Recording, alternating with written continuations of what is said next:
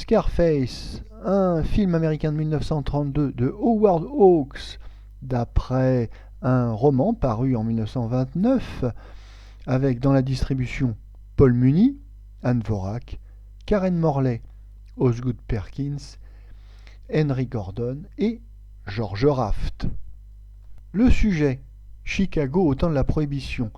Un petit malfrat, l'ambitieux Paul Muni, tue son patron et devient le garde du corps de Osgood Perkins, le chef du gang rival. Amoureux de Karen Morley, la petite amie de Osgood Perkins, il veille jalousement sur sa sœur, Anne Dvorak, lui interdisant toute liaison sentimentale. Avec son complice George Raft, Paul Muni prend peu à peu le pouvoir au sein du gang. Notre avis: durant les saisons 1930-1931, Hollywood va produire un nombre important de films de gangsters. Il y a un effet de mode, de série, et à cette occasion va être codifié pour l'avenir ce que doit être un bon film de gangster. Et il y a 3 films de référence.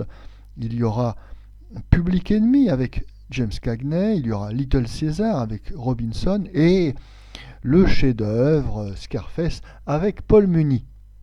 Mais le réalisateur Howard Hawks veut prendre le contre-pied des films qui, sans glorifier positivement les gangsters, ont du moins une certaine complaisance, il y a un certain voyeurisme malsain.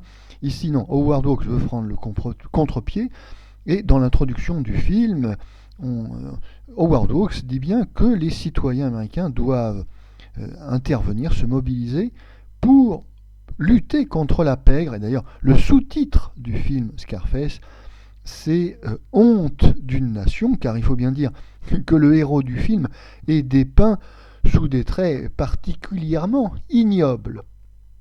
En effet, non seulement Scarface est sanguinaire, cruel, traître envers ses propres amis, mais en plus il est détraqué, il est pervers, il est fou, puisqu'il a des relations incestueuses avec sa sœur.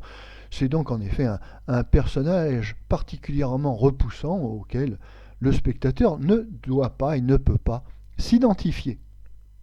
Et le paradoxe, c'est que malgré le parti pris du réalisateur, le film va avoir du mal à sortir en salle.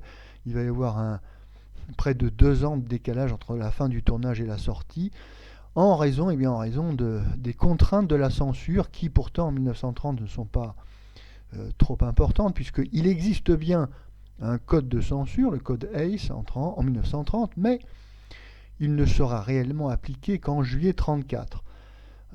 Cependant, dans le cas précis de Scarface, la production va être contrainte à couper des scènes et à modifier la fin en tournant une fin alternative pour que le film, enfin, puisse sortir en salle. Et d'une certaine manière, ça se comprend, car pour la première fois, ce film de gangster montre la violence d'une manière explicite et particulièrement cinématographique.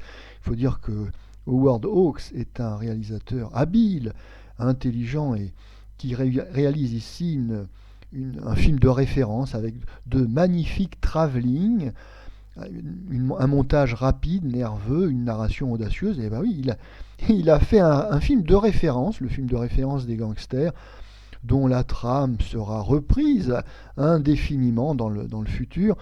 C'est l'histoire de l'ascension et de la chute d'un méchant, d'un être violent, mais d'une certaine manière qui peut fasciner les foules, car ici, eh bien, Scarface, Paul Muni, eh bien, il est drôle, il est un peu bébête, mais il est amusant, et puis surtout, il a le courage des fous, et il va mourir en pleine gloire. Ce film danse à l'action resserrée avec des acteurs très crédibles dans leurs personnages de gangsters. Eh bien, c'est un film qui est réussi puisqu'il donne des émotions fortes aux spectateurs, ce à quoi justement on reconnaît les bons films. Scénario, mise en scène, décor, tout est parfait dans ce film, et bien sûr on ne peut que saluer l'interprétation de l'acteur qui interprète le rôle titre, Scarface. Il s'agit de Paul Muni.